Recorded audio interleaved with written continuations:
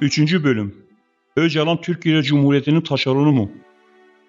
Öcalan yakalandıktan ve mahkemesi olduktan sonra hem PKK hem Kuzey Kürdistan içinde büyük bir değişim yaşandı. Özellikle Türkiye Devleti'nin idamı kaldırmasından sonra bu değişiklikler gittikçe arttı. Öncelikle gerilla Kuzey Kürdistan dağlarından geri çekildi. Kuzey Kürdistan'da neredeyse 1999'dan 2017 yılına kadar sürekli olarak sistem tartışması, yenilenme, kendini yeniden yapılandırma gibi uzun bir süreç yaşadı. Kürtler için zihniyet devrimi başladı. 1990'lı yıllarda devletin Kürtlere en çok yöneldiği binlerce faili meçhulun olduğu dönemde ayakta kalmayı başarmış. DEHAB gibi bir partinin kapatılma kararı alındı. En zorlu dönemi üstlenen insanlar paradigmayı kavrayamamış, geleneksel diye siyasetten uzak bırakıldı. Sadece DEHAB dahil birçok kültür ve kadın kuruluşu da aynı akıbete uğradı. Bu direnişçi ve Kürt renkli örgütler bir rehabilitasyon sürecine alındı. Yani köklü bir değişim yaşandı. Kürdistanilik ve yaşam eğilimlerinin de Kürt öncelikli olmak, darlık, sığlık olarak görüldü. Bir zihniyet yaratıldı. Kavramlar yer değiştirildi. Kürdistan yerine demokratik Türkiye, Kürt ulusu yerine demokratik ulus, Kürdistan kurtuluş mücadelesi yerine ise halkların kardeşliği gibi kavramlar idame edildi. Tüm bu kavramlar Kürtlerle Türklerin gölgesinde kalmayı doğal gibi göstermeyi amaçlıyordu.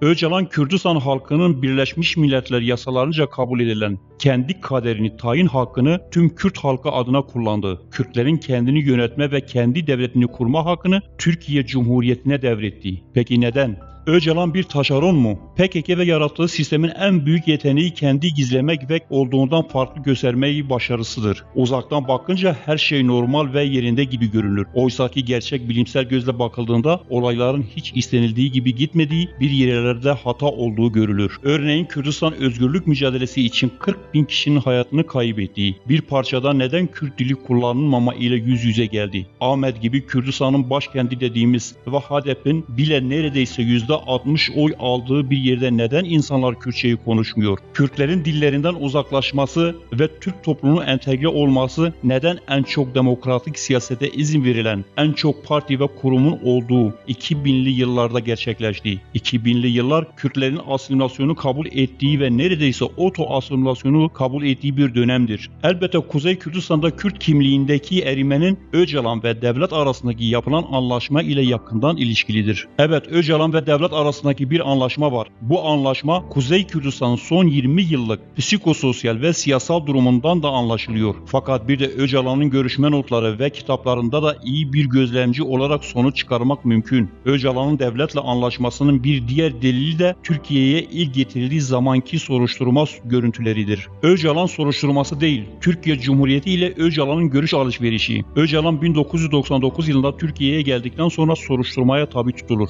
Soruşturma yeri İmralı Adası'dır ve ilginç biçimde Öcalan'ın soruşturması mahkeme yapıldıktan sonra devam eder. Öcalan'ın tam 8 ay boyunca soruşturma denen süreçte kaldığını biliyoruz. Aslında bir soruşturmadan çok bir görüş alışverişi ve ortaklaşma sürecidir. İmralı cezaevi yüksek güvenlikli cezaevidir. Her noktası da gözlem altındadır. Öcalan'ın soruşturmasının yürütüldüğü odada ikisi yerde, ikisi tavanda olmak üzere 4 ayrı kamera vardır. Öcalan'ın soruşturma veya tartışma görüntüleri burada sürekli olarak kaydedilir. Soruşturmada savcılar dışında TSK ve MİT adına birçok yetkili yer alır. Ama soruşturmayı yönlendiren ve yöneten Albay Hasan Atilla Oğur'dur. Kamuoyu 2011 yılına kadar Atilla Oğur'un Öcalan soruşturmasını yönettiğini bilmiyordu. Devlet bu isimleri saklamıştı. Daha sonra Türkiye'de devlet el değiştirince Hasan Atilla Oğur'un da ismi açıklandı. Atilla Oğur, Türk devletinin önemli bir kadrosudur. Çekirdekten yetişmiş bir devlet hizmetlisidir. 1971'den 2007 yılına kadar devlete askeri olarak hizmet vermiştir.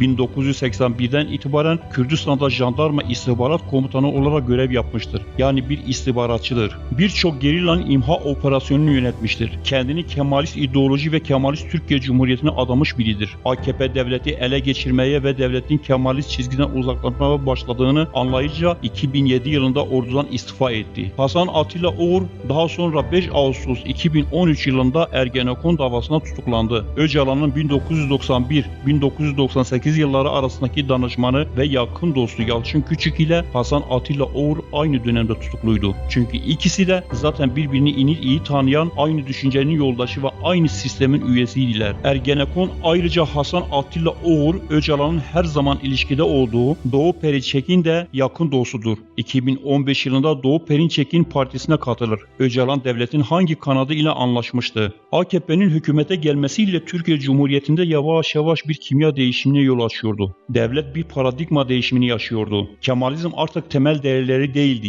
Gerek ordu gerek MİT içinde Kemalizmi geri plana düşürülmeye başlamıştı. Öcalan'ın en baştan beri ilişki ve ittifak içinde olduğu kanat Ergenekon diye tabir edilen aslında Kemalist kanattı. AKP görünümlü yeni devlet artık Öcalan'la Kemalist arasına da girmeye başlamıştı. Ve Öcalan artık her seçim döneminde ateşkes yapıp AKP'nin ve o dönem ortak olduğu Fethullah Gülen cemaatinin elini orduya karşı güçlendiriyordu. Bu durum Kemalistleri rahatsız etti ve Öcalan'la ilişkilerini yavaş yavaş deşifre etmeye ve belge sunmaya başladılar. Önce Hasan Atilla Oğur bir kitap yazdı. Abdullah Öcalan'ı nasıl sorguladım? Adı kitabının tanımında Abdullah Öcalan'ın 1999 yılında kendi arkadaşlarını nasıl sattığını, aslında Mustafa Kemal'i de ne kadar çok sevdiğini ve asılmamak için neler yaptığını yazdım diyecekti. 6 Şubat 2014 tarihinde adına barış süreci denen AKP-PKK, Hakan Fidan Abdullah Öcalan ilişkisinden rahatsız olan Kemalist kanat Öcalan'ın soruşturma görüntülerini yayınladı. Yayınlamak için daha 1989'da Abdullah Öcalan'ın yanına giden ve sürekli olarak ilişkisi halinde olduğu İşçi Partisi Genel Başkanı Doğu Perinçek'in televizyonu Ulusal TV'de yayınlandı. Doğu Perinçek yıllarca sol görünüm adı altında Türk devletine hizmet etmiş biridir. MİT ile çalıştığına dönük birçok belge bulunmaktadır. Bir Türk milliyetçisidir. Fakat devletin gidişatından rahatsız olduğu için Öcalan kartını kullanmak istemektedir. Amaç devletin yeni kanadına şantaj yapmaktır. Öcalan da bu konuda İstanbul Başsavcılığına avukatları aracılığıyla başvurur ve İşçi Partisi'ni dava eder. Öcalan'ın dava dilekçesi kabul edilir. Dava dilekçesinde barışın mimarı olarak beni itibarsızlaştırmak istiyorlar. Ermeni soykırım oyununu bozduğumuz gibi bu oyunu da bozacağız. Görüntüler teknik olarak montaj yapılmıştır.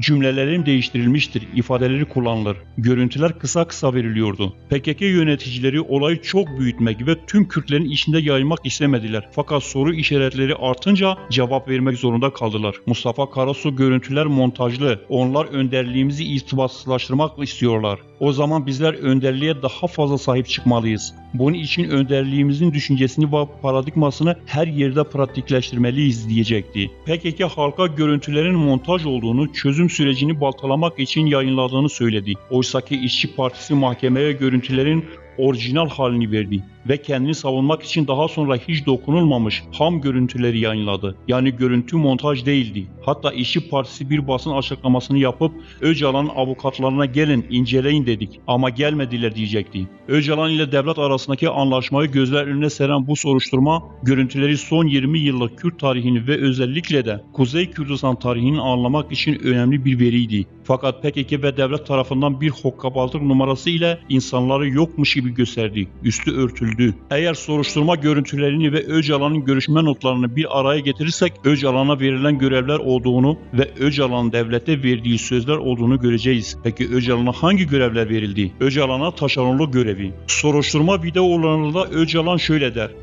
Fazla bir şey istemiyorum. Sınırlı çalışma araçları isteyeceğim ve tartışıp planlayacağız. Uygulama için sınırsız güç var. Şimdi bunlar direkt devlet yapamaz. Şimdi neden çok önemli? Direkt Türkiye kendi gücüyle yapamaz. Zor değil diyorsunuz. ABD bile dünya gücüdür. O bile taşeron kullanır. Başka çaresi yok. Başka çaresi yok. Sen bu konularda uzmansın taşeron kullanma konusunda. Dünyada... Veya taşeron olarak taşeronluk yapma konusunda uzman olduğu için bu konuda bize yardım. Devlet temsilcisi ve Öcalan taşeronluk konusunda anlaşmıştı. Peki Öcalan'ın görevi neydi? Devlet ile Öcalan anlaşmasındaki temel amaç Türkiye Cumhuriyeti'nin güçlenmesi için çalışmaktı. Öcalan bunu canla başla yapacağını ve Kürtlerin başka güçleri tarafından kullanılmamasını engelleyeceğini söylüyordu. Aslında bir anlamda da Kürtlerin başka güçlerle ilişkilenmesinin engellenip Türkiye'ye mahkum edilmesini sağlamak istiyordu. Öcalan'ın kendi sesinden söylediği şöyle. Hiçbir olay yaşanmıyor. Dikkatinizi çekiyorum. Evet. Eğer Kürt olayını biz Türkiye'yi sağlam bağlayamazsak Orta Asya yolu kapatılacak. Bunu hiç unutmayın. Ermenilerle bile şu an gelişti. Çok işte Rusya devriliyordu. Gitti adam. Şimdi Ermeni, İran, Rusya ittifakıdır. Kesilecek. Öcalan Türkiye'yi büyütmeyi o kadar önemser ki en son olarak şunları söyler. Niye 100 yıldır, 200 yıldır sürdürüyor? Evet.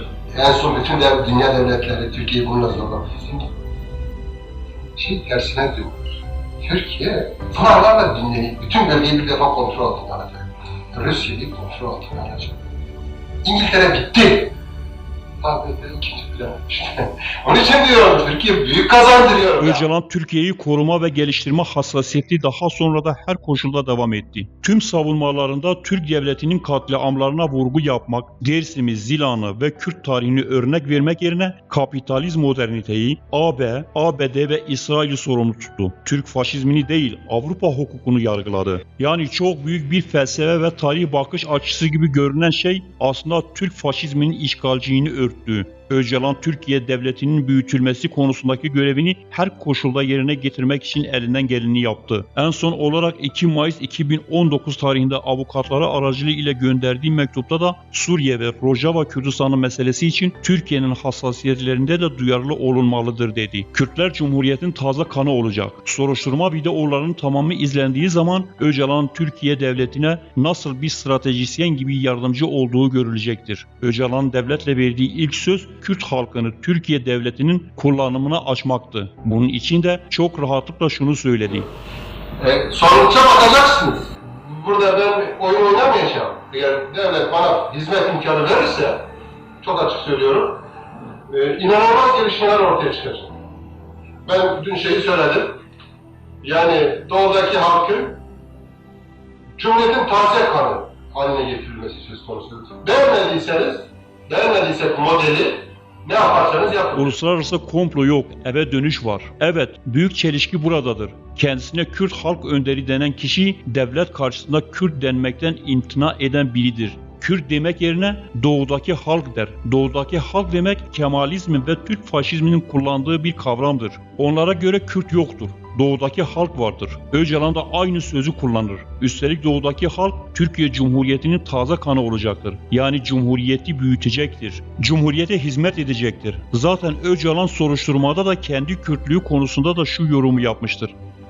Halis muhlis bir Kürt falan da değilim yani ben milliyet itibariyle dediğim gibi böyle aile, ana tarafı bir, baba tarafı olan şeylerim. Kendimi her Türk'ten daha iyi Türk hissederim yani ben bunu her zaman da söyledim. Hiçbir milliyetçi Türk hatta benden kendimi daha iyi Türk saymadım. Evet, Öcalan'ın uluslararası komplo diye lanse edilen ve Öcalan'ın büyük direnişi denen süreç aslında böylesine bir dönemdir. Öcalan uluslararası bir komploya kurban gitmemiştir. Öcalan evine dönmüştür. Bu dönüşünün de devletine hizmet etmeye kararlıdır. 4. bölümde Öcalan Kürtleri devletin hizmetine sokmak için hangi adımları attı? Gerilla 1999 tarihinde hangi koşullarda çekildi? Kimler Öcalan'a karşı çıktı? Öcalan sorguda kimlerin isimlerini verdi? Öcalan nasıl önderlik sıfatına aldı konularını işleyeceğiz. Bizi takip edin.